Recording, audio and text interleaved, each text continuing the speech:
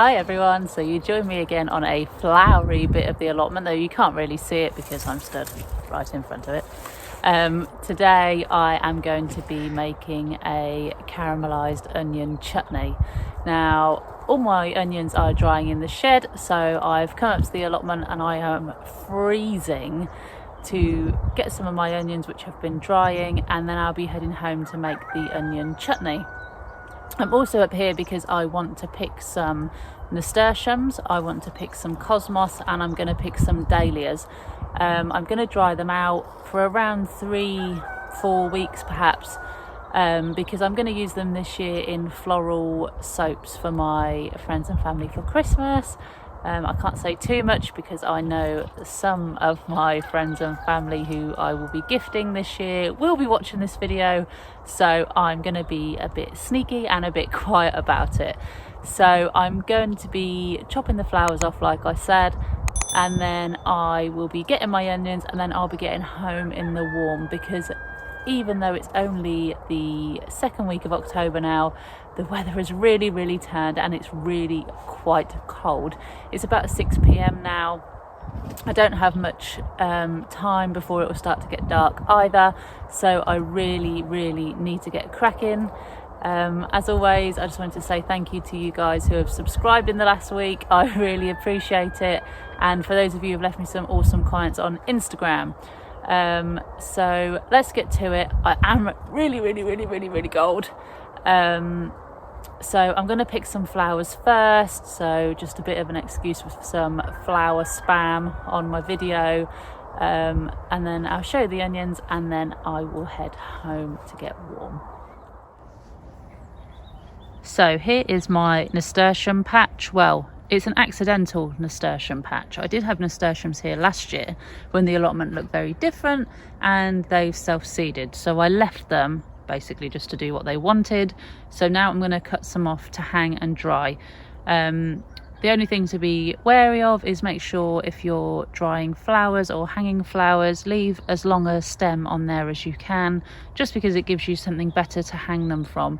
Obviously you don't want to just pick the flowers, because then you'll end up squashing them when you try and dry them.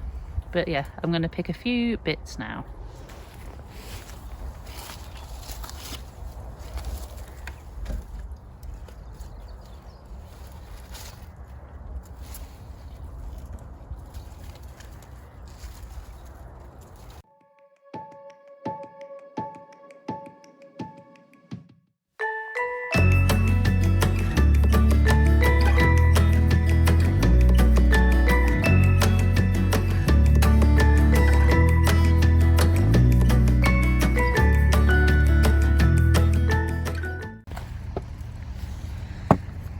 And there we are. So I'll get those hung up now, and then I'll move on to picking some cosmos. So the plan is to do the same here with the cosmos. I'm just going to pick the stems as long as I can and then leave those for 3 weeks to dry as well.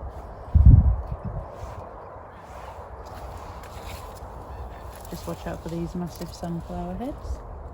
I left these for the birds.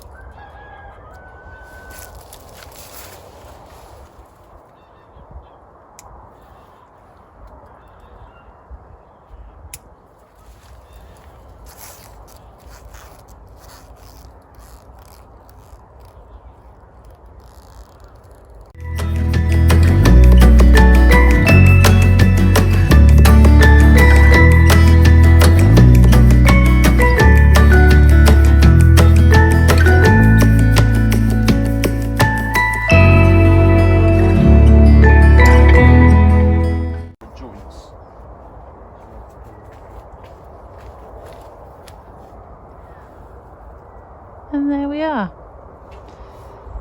So let's get these in a punnet and I'll take them down to the shed to get them hung up too. Okay, so excuse my bit of a messy shed. It's that time of year, it needs a good clean out. But as you can see, this is where I normally hang all of my herbs and flowers. There's some lavender here before it goes home, and I put it into my storage jars or crush them down to use in recipes. So what I'm going to do is I'm just going to take some of the curry plant and rosemary off, maybe a couple of other bits as well. And what I'm going to do is I'm going to hang my flowers here to dry. Now, when you hang flowers or dry flowers, they don't like too much light and they will lose their colour if they are blasted by the sun constantly.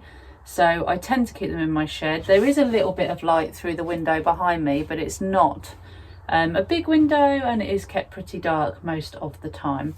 So I'll probably get the flowers in little bunches and I will hang them upside down here to dry. And I will leave them here for about 3 to 4 weeks. I'll then come back and take them home and use them for my Christmas gifts. It's best not to pick flowers that you're going to use for drying when it's been raining. Don't pick flowers when they're wet. And if you can avoid it, then don't pick flowers in the morning when there's dew on them. Wait until they're dry, which is what I've done. Normally I am super organised. I am all over Christmas and Christmas gifts, but unfortunately because of the weather I haven't picked the flowers and I have held off until I've had a free day of sunshine, which today has been the first day in Norfolk for around about 2.5 weeks. So it was worth the wait. The flowers are dry, so I'm going to get them hung up now, and then I will show the onions I'm taking home, and then we can get to the main part of today's episode, which is making onion chutney.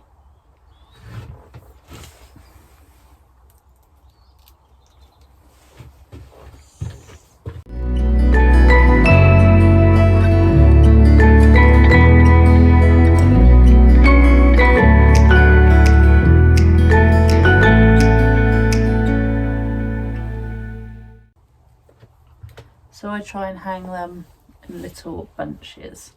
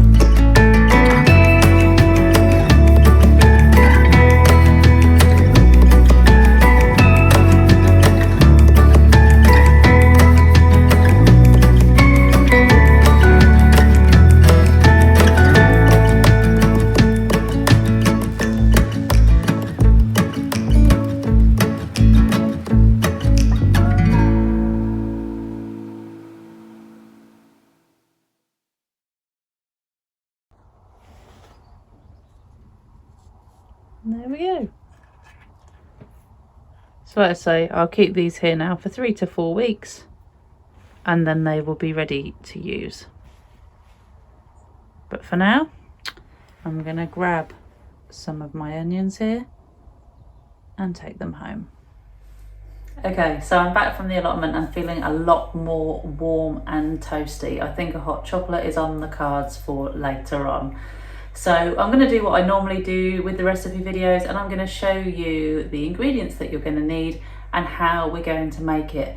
Luckily with a chutney, it usually is very straightforward. You can just chuck all your ingredients in and then just leave it to reduce down. All you need to do as well is make sure your jars are sterilised. It's always best to put hot chutney into a hot jar and make sure you get it sealed while they're still hot. So I'm going to show you the ingredients. As always, you can get ready to screenshot those and let's get going. As you can see, this is a very simple list of ingredients. There isn't many. I'm not sure how much chutney this is actually going to make, so I've got a couple of jars on standby. I'll just sterilise them just before the chutney is done. So all you're going to need for this recipe is 8 onions, preferably red. I've got 6 red and 2 white, 100 ml of red wine, 100 ml of red wine vinegar, and 100 grams of caster sugar. That's it, that's all you need for this recipe. Obviously a pan to cook the chutney in and a faithful wooden spoon. But first of all, what I need to get cracking with is chopping all of these onions. Okay, and the onions are chopped. Now, I'm going to be honest, I didn't chop the onions because I will have watery eyes within about 2.3 milliseconds. My other half chopped these for me, so now we can get cracking with the chutney. So all you need to do initially is get all your onions, put them into your pan. This may take a little while.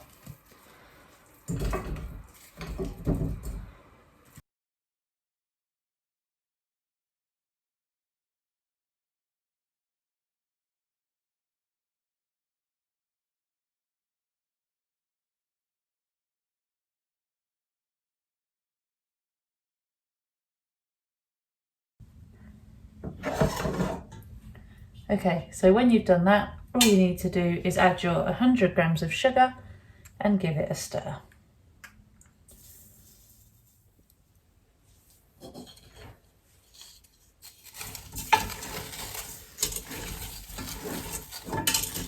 When you've given the sugar a good mix, the next step is to cover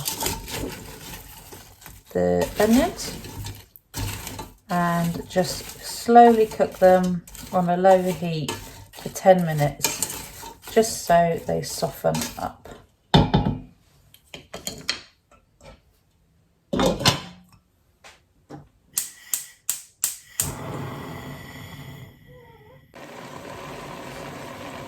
Right, so as you can see and probably hear, the onions have been on the heat now for around 10 to 15 minutes and they've really started to soften.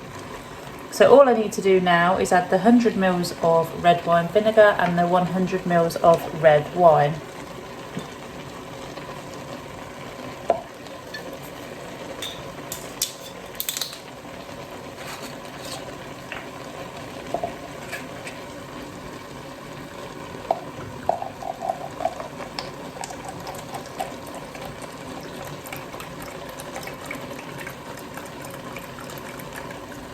Okay, it's the vinegar in.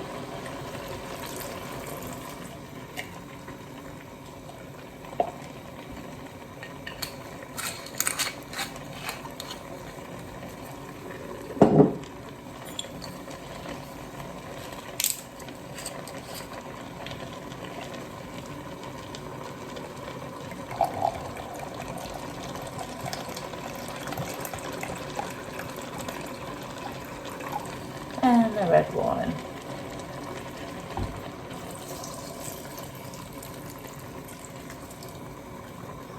So all I need to do now is wait until this reduces down. I'm going to turn the heat down just a little and I'm going to stir it occasionally. I'm expecting it to take around 15 to 20 minutes, which gives me some time just to get the jars sterilised. Like I said before, I like them hot when I put my chutneys and jams in. Obviously it's down to preference and people do things in all different ways. So what I'm going to do now is leave that till it reduces and then I'll be back to jar it up.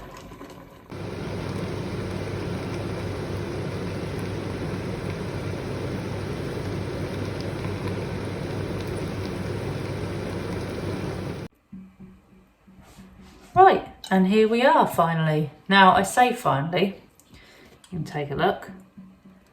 Looks lovely. But I do say finally because this took a lot longer than 10 minutes to reduce down to what you would call a jammy, sticky consistency. It is now, however, it has been on the heat for around 35 minutes. So what I thought was going to be a really simple, quick recipe actually ended up taking the majority of my evening.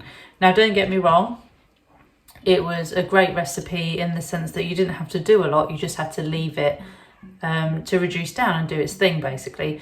But because I didn't know it was going to take so long, I spent the whole time in the kitchen watching over it like a hawk because I was, you know, I thought it was not going to take that long.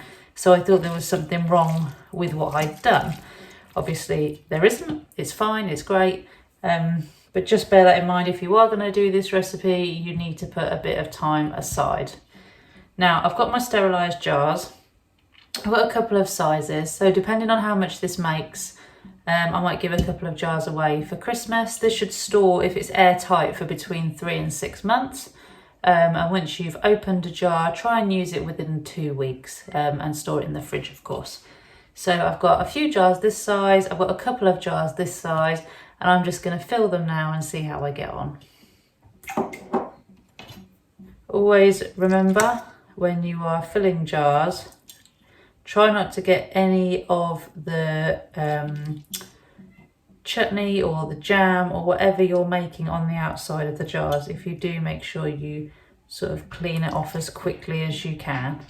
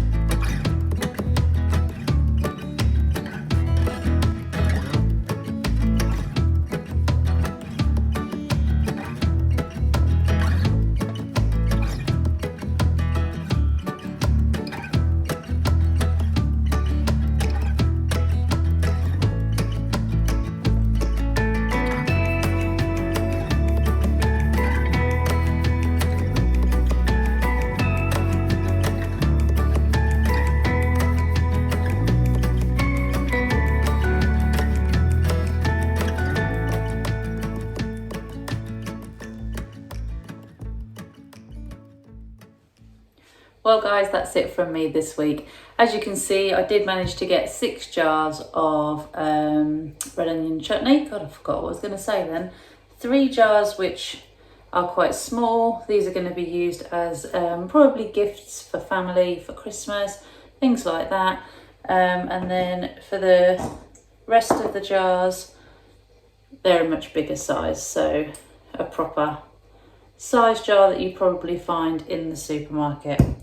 So as always guys, I hope you enjoyed this recipe video. It's getting really dark and really late now. It feels like a lifetime ago since I was up at the allotment picking those onions. As always, if you did enjoy this recipe, please feel free to give me a like or a comment. If there are any recipes you'd like to see me make in the future, again, suggest them down in the comments below and I'll see what I could do. I'm also on Facebook and Instagram. I'll leave my links there for you if you want to follow me over there too. I do try and post over there daily. But until next week guys, look after each other, stay safe, and I'll see you all very soon.